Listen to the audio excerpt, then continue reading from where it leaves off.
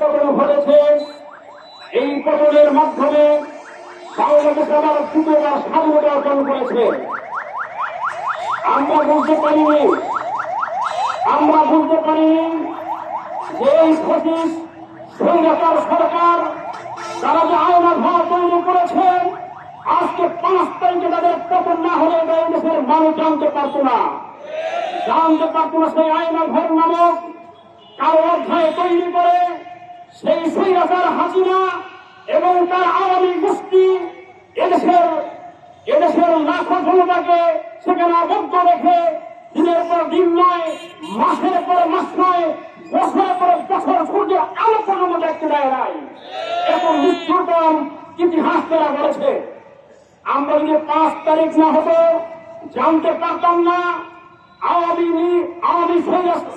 শাসনের যারা এমপি ছিলেন, যারা মন্ত্রী ছিলেন, তাদের বাড়ি থেকে বস্তায় বস্তায় টাকা উদ্ধার করা হচ্ছে। এত লুটপাট তারা করেছিল আমরা জানতে পারতাম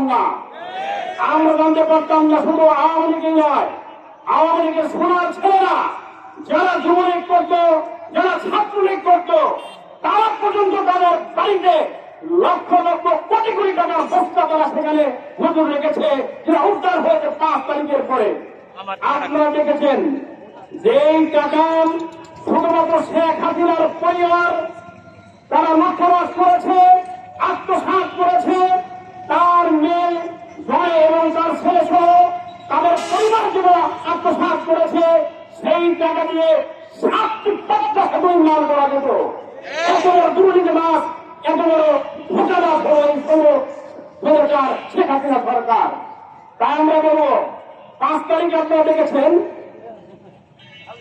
যে আমাদের ঘটনা করে রাজপথে নেমেছেন, কাজকে উত্তর করেছেন, ভেঙেছেন।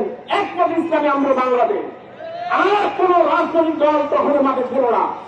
আর এর মাধ্যমে একটা জিনিস পরিস্ফুট হয়েছে, আপনারা লক্ষ্য করেছেন 71 সালে আমরা স্বাধীনতা অর্জন করেছি।